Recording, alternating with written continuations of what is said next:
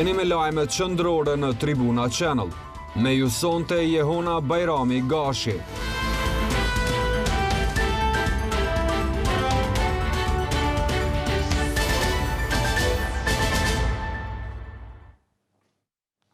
Mirëmbrëma të nderuar shikues, ky është edicioni më i ri informativ në Tribuna Channel. Fillimisht shohim bashkë titujt kryesor të këtij edicioni.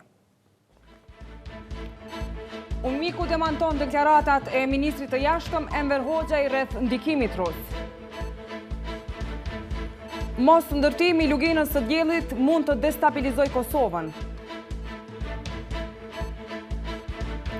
Presidenti Berzhit viziton Kosovën, takon presidentin Thaçi dhe ministrin Hoti. Veseli e Mustafa do të jenë të pranishëm në ceremoninë e kandidimit të Hillary Clinton për president të SBA-s. UNMIK-u po shihet si pengesë nga ana e opozitës dhe shoqërisë civile për konsolidimin e shtetësisë së Kosovës.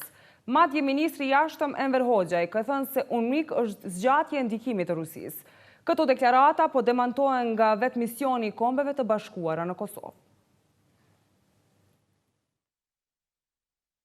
Misioni i Organizatës së Kombeve të Bashkuara, UNMIK, nuk ka nevojë të mbetet më në Kosovë. Ky mision po shihet i padëshirueshëm dhe pengesë për vendin. Ministri i jashtëm Enver Hoxhaj ka vlerësuar se UNMIK-u është në Kosovë për shkak të kundërshtimit rus që të ndryshohet rezoluta 1244, duke konsideruar atë si zgjatje të ndikimit të Rusisë. Por në këtë mision në Kosovë nuk pranojnë se për vazhdimin e mandatit të UNMIK-ut ka ndikuar Rusia. Në një përgjigje përmes postës elektronike, Jean Malekzade, zyrtar për informim në UNMIK, ka thënë se shtetet anëtare të Kombeve të Bashkuara vendosin për mandatin dhe funksionin e UNMIK-ut dhe jo një shtet i vetëm. Këshilli i Sigurimit të Kombeve të Bashkuara siguron mandatin dhe praninë e misioneve nëpër botë. Kombet e Bashkuara i përbëjnë 193 shtete anëtare, pra UNMIK përfaqëson të gjithë shtetet në mënyrë të barabartë. Kombet e Bashkuara ndjekin pranimin e neutralitetit sipas statusit për Kosovën. Ai thotë se për shumë vite kanë ofruar mbështetje për institucionet e Kosovës, duke arsyetuar punën e bërë pas vitit 2008, kur kompetencat ekzekutive i kaluan EULEX-it. Kur raportohet për UNMIK-un, duhet të mirët parasysh që madhësia, funksionet dhe roli kanë pësuar ndryshime rrënjësore që nga viti 2008. Në lëvizjen vetëvendosje kërkojnë nga qeveria e Kosovës që të bëjë presion që të mos vazhdohet mandati UNMIK-ut, duke shmangur edhe ndikimin e Rusisë e Serbisë përmes këtij misioni. Problemi në Kosovë në këtë fushë është vetë ekzistenca e UNMIK-ut, pra vetë prania e këtij misioni i cili bazohet në një rezolutë e cila Kosovën në një pjesë të Serbisë dhe e cila administrat nuk e njeh fare pavarësinë e Republikës së Kosovës. Prandaj ne mendojmë që do duhej tashmë të ndërmerreshin shumë hapa të qeverisë të Kosovës që të largohej UNMIK-u nga Kosova. Se UNMIK nuk ka nevojë të vazhdojë mandatin në Kosovë, thonë edhe nga shoqëria civile, duke sugjeruar një mision ndërkombëtar e jo dy të ndara, EULEX e UNMIK. Në Kosovë ende ka nevojë që të ketë një forcë ndërkombëtare të fokusuar në fushën e sundimit ligjit. Ky mision që do të mund të vinte, do duhet të ishte komplet ndryshe nga ky mision që e kemi pas deri më tani, si në kohën e EULEX-it, po ashtu edhe para saj në kohën e UNMIK-ut. Përveç KFOR-it nuk na duhet asnjë mision tjetër i huaj. UNMIK aktualisht merret me çështjen e pakicave dhe ndërmjetësimin mes qeverisë së Kosovës dhe vendeve që nuk e kanë njohur atë. Mos realizimi i projektit për lagjën Lugina Diellit në Zveçan, ku pretendohet të ndërtohen 300 shtëpi me gjithë infrastrukturën e nevojshme për qytetarët serb, do të destabilizonte marrëdhëniet politike në Prishtinë dhe do të destabilizonte gjendjen e sigurisë në Kosovë. Kështu është shprehur për Tribuna Channel drejtori i zyrës së qeverisë së Serbisë për Kosovën Marko Đurić. Drejtori i zyrës për Kosovën në qeverinë e Serbisë Marko Đurić ka folur për Tribuna Channel rreth realizimit të projektit të lagjës Lugina e Diellit në Zveçan. Ai ka thënë se mos realizimi i këtij projekti mund të destabilizonte marrëdhëniet politike në Prishtinë dhe gjendjen e sigurisë në Kosovë.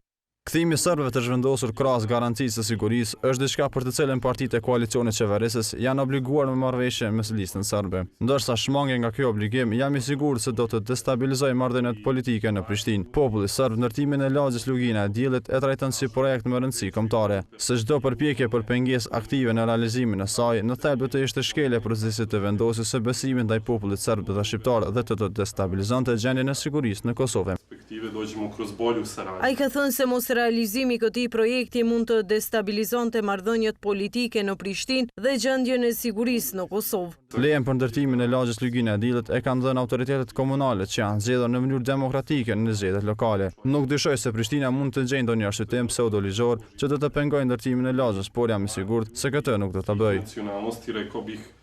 E analist politik në vend thonë se projektet për kthimin e serbëve duhet të bëhen në patronatin e qeverisë së Kosovës dhe jo Serbisë. Politikologu Donik Sallova thotë se qeveria nuk është e qartë në lidhje me këtë projekt. Qeveria e Kosovës nuk është e qartë në raport me këtë projekt, sepse ne nuk e dim çfarë ka ndërmarrë qeveria në raport me këtë projekt, ne nuk e dim zëvendës ministrat e Ministrisë së Kthimit dhe të pushtetit lokal, a janë në dijeni se çfarë po bëjnë ministrat e tyre në ministritë e tyre lidhur me këtë projekt. Unë mendoj që qeveria duhet që edhe nëse do të ketë një projekt për kthimin e serbëve, ky projekt të bëhet nën patronatin e qeverisë së Kosovës dhe jo të qeverisë serbisë. Ko më parë ish-ministri i Mjedisit dhe Planifikimit hapësinor Feri Dagani pati shpjeguar për Tribuna Channel se lejet e ndërtimit lëshohen në bazë të dokumenteve të planifikimit të komunave, të bazuara në dokumentet e planifikimit hapësinor, planit zhvillimor komunal dhe hartës zonale të komunës, dokumente këto që komuna e Zveçanit nuk i ka. Ai pati deklaruar se pretendimi për ndërtim pa kushte të ndërtimit mund të konsiderohet si ndërtim i egër. Tribuna Channel ka provuar gjatë ditës të marrë një përgjigje nga Ministria e Mjedisit dhe Planifikimit hapësinor, por kjo ka qenë e pamundur. Në lagjen e cila ndodhet në pozitën strategjike të rëndësishme ndërmjet Mitrovicës e Zveçanit, pretendohet të kthehen rreth 1500 banor serb. Nga shtatori i këtij viti, Suedia do të ketë përfaqësinë e saj diplomatike në Kosovë. Lajmin e ka bërë të ditur ambasadori jo rezident i Suedisë, Mats Steffansson, në takimet lamtumirëse me presidentin Hashim Thaçi dhe ministren për dialog Edita Tahiri. Presidenti i Republikës së Kosovës Hashim Thaçi priti sot ambasadorin jo rezident të Suedisë, Mats Steffansson. Ambasadori Steffansson në takim e njoftoi presidentin Thaçi se Suedia ka vendosur që të rrisë përfaqësimin e saj në Kosovë dhe se prej shtatorit do të ketë ambasador të Suedisë në Prishtinë. Presidenti Thaçi e mirëpriti këtë lajm të mirë dhe shprehu mirënjohje për këtë vendim të rëndësishëm për marrëdhëniet mes Kosovës dhe Suedisë. Ambasadori Steffansson i shprehu ngushëllime presidentit Hashim Thaçi për humbjet tragjike të jetëve të qytetarëve me prejardhje nga Kosova në sulmet në Myne. Suedia ka ambasador në Kosovë, por deri tash ambasador për Kosovën dhe për Shqipërinë ka qenë ambasadori i Suedisë në Shkop, kurse prej shtatorit do të ketë ambasadorin e saj në Kosovë. Edhe ministria për dialog Edita Tahiri priti sot në takim lamtumirës ambasadorin e Suedisë jo rezident në Kosovë, Mats Steffansson, i cili shoqërohej edhe nga shefi i misionit të Suedisë në Kosovë, Henrik Nelson, me cilin ka biseduar për marrëdhëniet mes Kosovës dhe Suedisë, situatën politike në rajon, agjendën euroatlantike të Kosovës dhe dialogun e Brukselit. Në këto takime, ambasadori suedes ka shprehur qëndrim se Kosova po dëshmon kontribut për paqe dhe fqinjësi të mirë në rajon. Edhe një ambasador tjetër ka takuar përfaqësues të ekzekutivit në Kosovë. Në takime të ndara me zëvendës ministrin e punëve të jashtme Valon Murtezaj dhe ministrin e kulturës, rinisë dhe sportit Kujtim Shala, ambasadori hungarez në Kosovë ka shprehur mbështetjen e tij në fushën e integrimeve evropiane dhe të kulturës.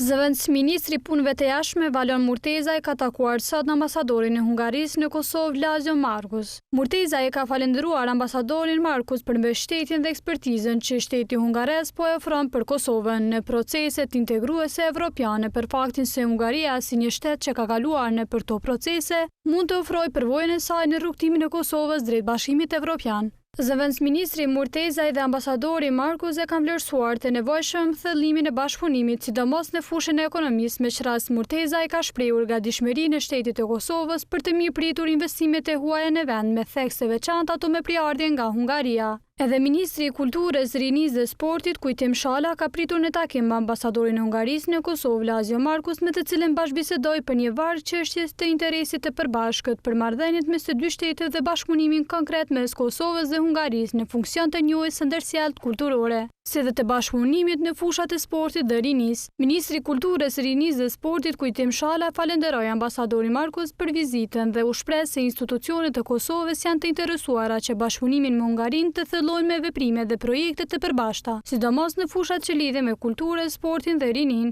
Ndërsa ambasadori i Hungarisë në Kosovë falenderoi ministrin Shala për pritjen dhe u shpreh se Hungaria është interesuar që të bashkëpunojë ngushtë me institucionet e Kosovës dhe këtë bashkëpunim ta konkretizojë me nisma dhe projekte të interesit të përbashkët. Presidenti Hashim Thaçi ka pritur sot në takim edhe një delegacion të Bankës Evropiane për zhvillim dhe rindërtim të udhëhequr nga presidenti i saj Suma Çakrabarti. Aty u garantua përkraje më të tjeshme në zhvillimin ekonomik të Kosovës.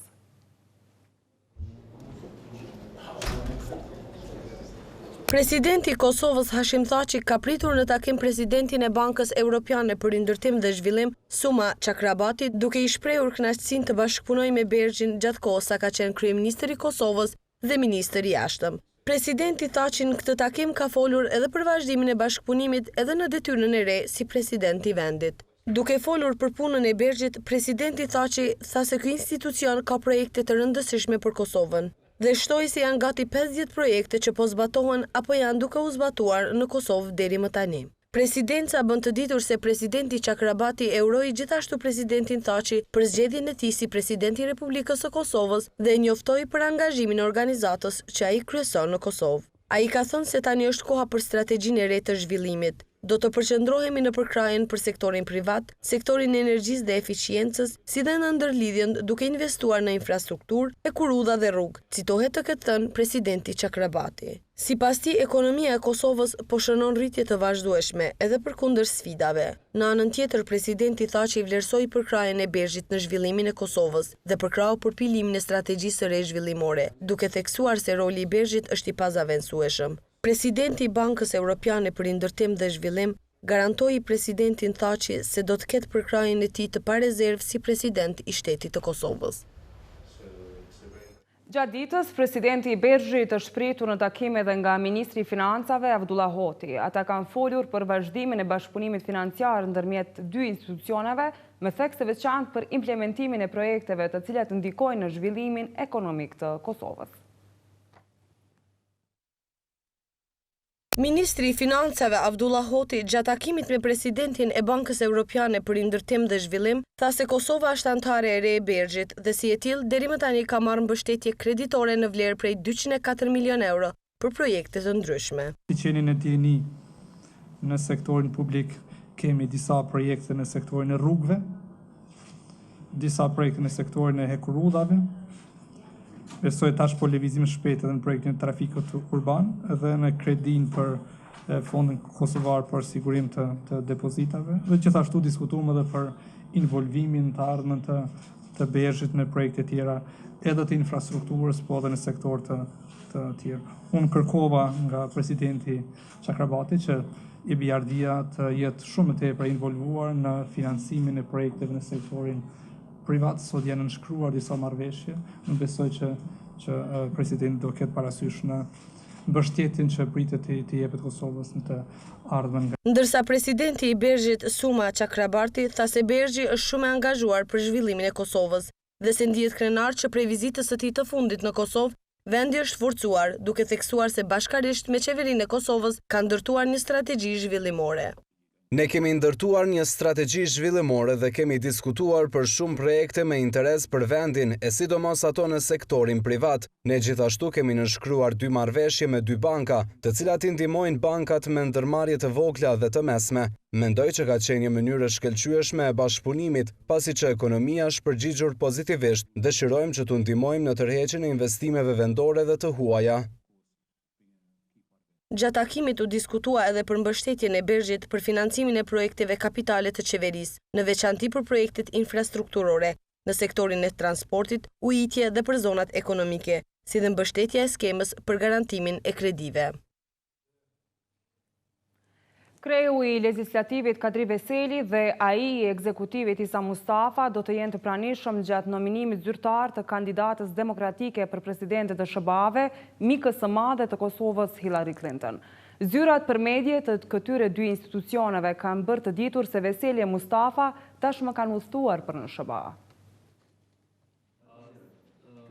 Kryetari i Kuvendit Kadri Veseli, njëherësh edhe lideri i Partisë Demokratike të Kosovës, ka udhëtuar për në Filadelfia të Shteteve të Bashkuara të Amerikës. Zyra për media e Kuvendit të Kosovës bën të ditur se me ftesë të Partisë Demokratike, kryetari Veseli do të jetë i pranishëm në Kongresin e Partisë Demokratike të Amerikës, ku Hillary Clinton do të nominohet zyrtarisht kandidate për presidente të Shteteve të Bashkuara.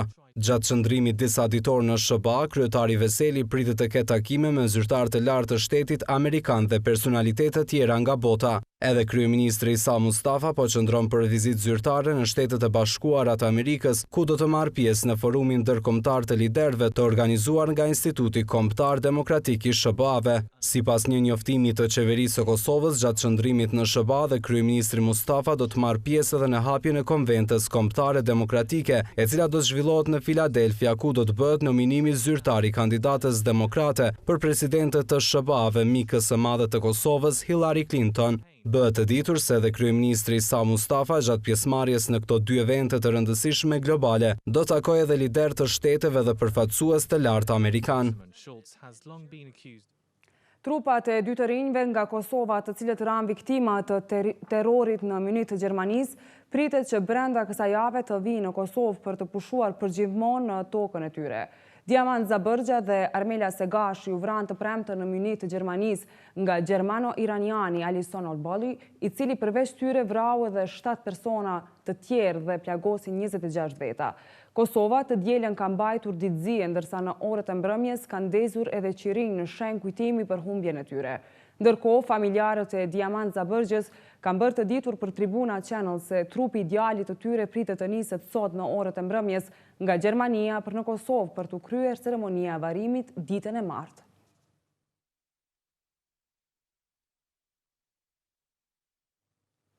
Nesër do t'jetë ditë përkujtimore edhe për përvjetorin e 5 të rënjes në detyrë të ish oficerit të forcave të ndërhyrje speciale të Kosovës, Enver Zymberit. Sa i përket sigurisë në 24 orët e fundit, policia raporton për 10 incidente kriminale të ndodhura në pjesë të ndryshme të Kosovës. Policia e Kosovës nesër do të mbajë ceremoninë përkujtimore për përvjetorin e 5 të rënjes së Enver Zymberit. Ceremonia përkujtimore do të fillojë nga ora 10, ku në shenjë nderimi ministri i punëve të brendshme Skender Hyseni dhe drejtori i përgjithshëm i policisë së Kosovës Shpend Maxhuni do të vendosin kurora me lule tek lapidari i herojit në kompleksin e drejtorisë së përgjithshme të policisë në Prishtinë, thuhet në njoftimin e policisë së Kosovës. Policia e Kosovës ka raportuar edhe për sigurinë gjatë 24 orëve të fundit. Policia raporton për disa mosmarrëveshje të cilat kanë përfunduar me të lënduar. Kështu në Ferizaj, si pasojë e një mosmarrëveshje, një person ka sulmuar 2 vëllezërit e tij duke u shkaktuar lëndime trupore. Të lënduarve u është ofruar tretman mjekësor, ndërsa me vendim të prokurorit i dyshuari pas intervistimit është dërguar në mbajtje. Në Prizren, kalimtari i rastit është dërguar në emergjencën e spitalit të Prizrenit për tretman mjekësor pas një sulmi fizik nga persona të panjohur. I njëjti me rekomandimin e mjekëve është dërguar për trajtim të metutjeshëm mjekësor në QKK.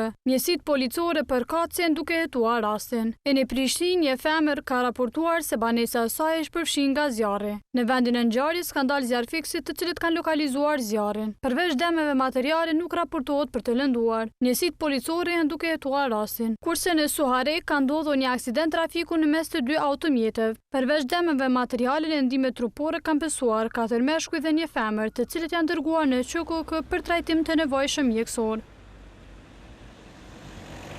Një iranian në Kosovë po akuzohet për 4 vepra penale nga ligji për parandalimin e pastrimit të parave dhe parandalimin e financimit të terrorizmit. Prokuroria bën të ditura detajet e hetimit mbi llogaritë financiare.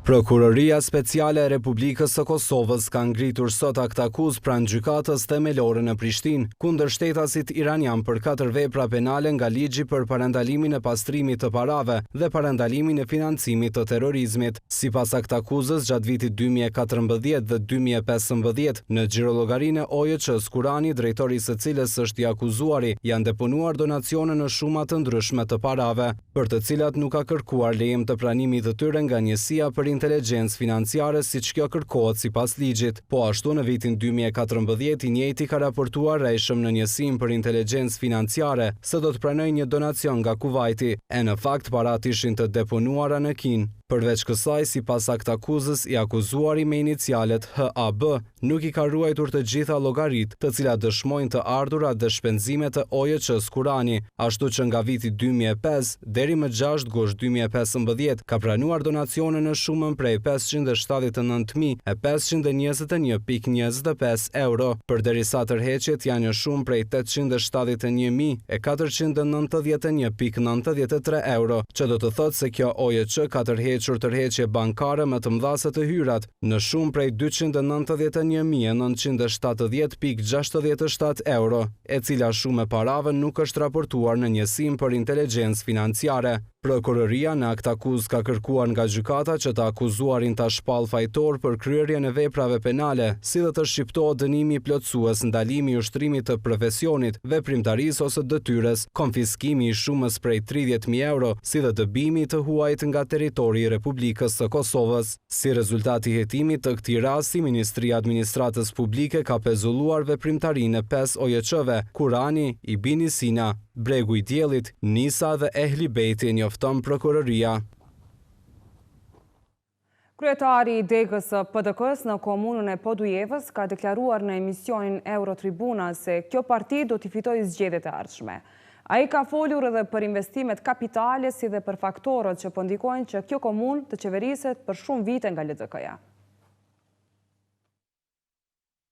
Partia Demokratike e Kosovës në Podujevë beson se në zgjedhjet e ardhshme do të qeverisë me këtë komunë. Kjo pasi që besimi qytetarëve ndaj Partisë Demokratike është rritur dhe se kjo e fundit është në proces të ndryshime pozitive. Kështu ka deklaruar në emisionin Eurotribuna kryetari i degës së Partisë Demokratike në Podujevë, Muhamet Latifi.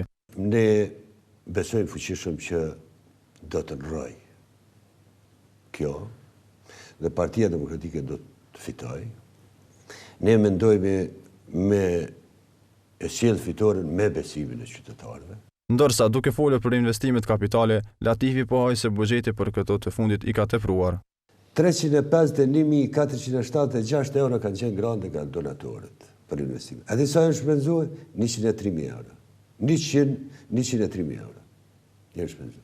Sa kanë me të 200 e sa ere, do më thonë që s'ka pas planifikim, s'ka pas menaxhim, s'ka pas. Pse mbesin këto? Sepse këto duhet bëhen projektet. Latifi ka theksuar se Lida Demokratike e Kosovës qeverisë në Podujevë që nga paslutja, dhe se në këtë kanë ndikuar dy faktorë, vota e inercionit dhe faktori i dytë është që kryetari Velio ka një klientelë të vetën të cilët ja sigurojnë votën. Intervistën e plot në emisionin Eurotribuna me Mendua Bazin mund të ndiqni sonte në orën 20:45 minuta, ndërkohë ne vazhdojmë edicionin me aktualitetet të tjera. Ish punëtorët e Kekut edhe pas 3 muajsh proteste vazhdojnë të bëjnë të njëjtën gjë para zyrave të kësaj të fundit në Obiliq për të kërkuar të drejtat e tyre. Kërkesat e tyre vazhdojnë të jetë rikthimi në punë. Ata thonë se vazhdojnë të kenë marrëdhënie pune derisa huazohen nëpër kompani private.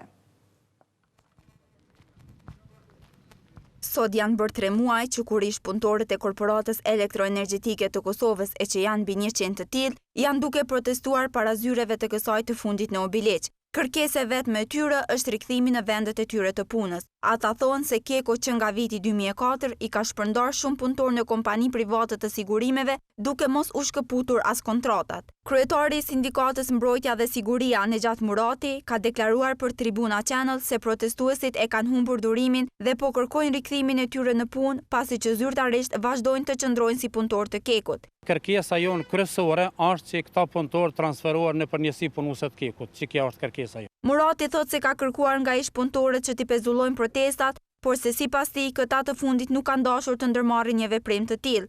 Nuk po moj me has në atë mirëkuptim të ata, janë lodhë, u bo 3 mujdet, janë lodhë dhe po dojnë me vazhdu, dhe po thonë edhe letë në marrin më mirë, letë në ashtine për burgje policia, se sa që të punojmë që 12 vjetë, që 13 vjetë për dikant tjetër. Kurse ish punëtori i Kekut Faredin Sadiku, thot se kërkojnë drejtësi nga institucionet e vendit, pasi që huazimet e tyre që po u bënë për kompani private nuk po i dëshirojnë. Gjithë drejtorati i Kekut e din edhe na dhojnë fjalë dashamirëse të mira që ju jeni në rrugë drejt, se keni drejt që protestani, se me ju është duke ndodhur diçka e pa drejt, edhe pa zakon që kërkun bëhet nuk ndodh, se njeriu si person fizik nuk japet në huazim. Tribuna Channel ka kërkuar që të marrë përgjigje edhe nga Keku lidhur me kërkesën e ish-punëtorëve, por një gjë e tillë nuk është arritur dhe përgjigja ka qenë që zyrtari për media është në pushim.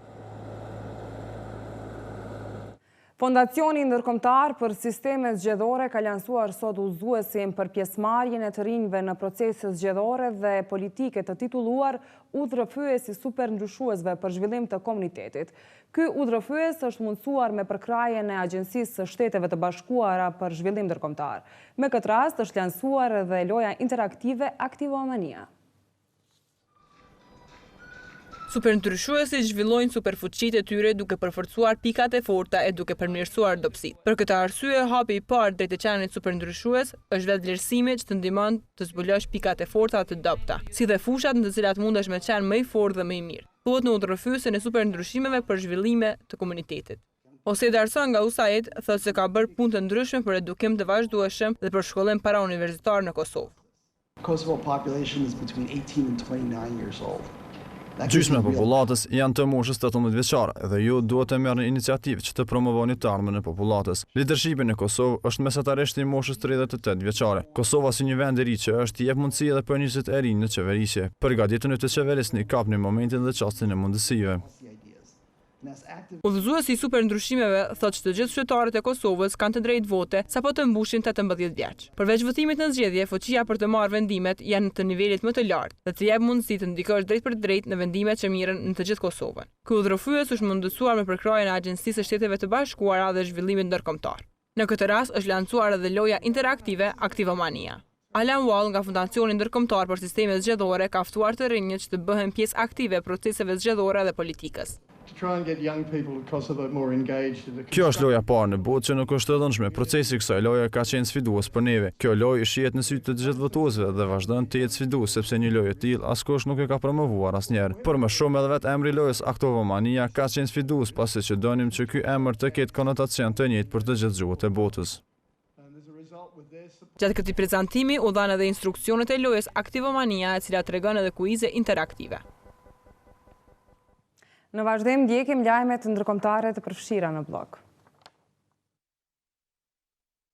Autoritetet gjermane po zhvillojnë hetime për 60 azilkërkues të dyshuar për lidhje të mundshme me organizata terroriste, përfshirë Shtetin Islamik, ka thënë sot Zyra Federale e Policisë Kriminale. Duke pasur parasysh lëvizjen migruese në Gjermani, ne duhet të vlerësojmë se ekzistojnë antar aktiv ose ish antar, mbështetës dhe simpatizues të organizatave terroriste dhe kriminale lufte islamike në mesin e refugjatëve, tha BKA. Në deklaratë me tutje theksohet se policia aktualisht nuk ka ndonjë indikacion konkret për planet eventuale të sulmeve. Policia e ka marrë 410 informacione nga autoritetet lokale të 16 shtete federale gjermane për terroristët e mundshëm në mesin e refugjatëve. Për më pak se një javë në Gjermani ka ndodhur 4 sulme vdekjeprurse, ndërsa 3 prej tyre janë ndërmarrë nga azilkërkuesit. In the face of those incidents, Autoritetet e Turqisë kanë dhënë fletarësit për 42 gazetarë në goditjet e re pas puçit ushtarak të dështuar, kanë raportuar sot kanalet televizive. Në mesin e këtyre 42 vetëve është edhe komentatori i njohur dhe ish antar i parlamentit Nazil Ilak, kanë raportuar rrjetet NTV dhe CNN Turk. Në vitin 2013, ky gazetar ishte përjashtuar nga puna në gazetën proqeveritare Sabah për shkak se i kishte kritikuar ministrat përfshirë në një skandal të korrupsionit. Qeveria për këtë skandal të profilit e lartë e kishte fajsuar klerikun turk Fethullah Gulen që jeton në Shtetet e Bashkuara. Ankaraja e akuzon Gulen se ka në dorë në përpjekje për grushtetit me 15 korrek. Autoritetet turke janë kritikuar gjërësisht edhe para grushtetit për kufizimet e lirisë së shtypit. Në Turqi janë suspenduar, arrestuar ose janë në hetime mes 60.000 ushtar, policë, gjyqtar, mesimdhënës, shërbyes civil dhe të tjerë, pas përpjekjes për puç që synon të përmbysin e presidentit Recep Tayyip Erdogan.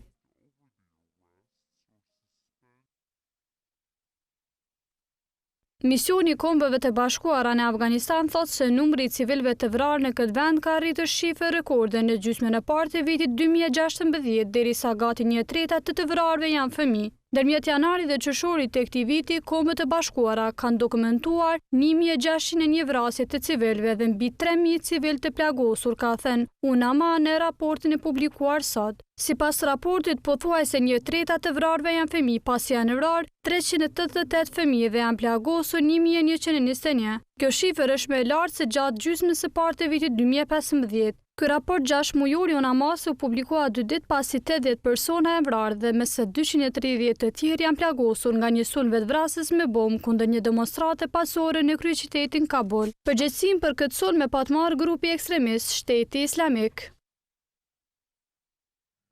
Kemi arritur në fund të këtij edicioni informativ. Për më shumë informacione vizitojeni uefaqen gazetatribuna.com. Ju faleminderit për vëmendjen, bashkë mirupafshim.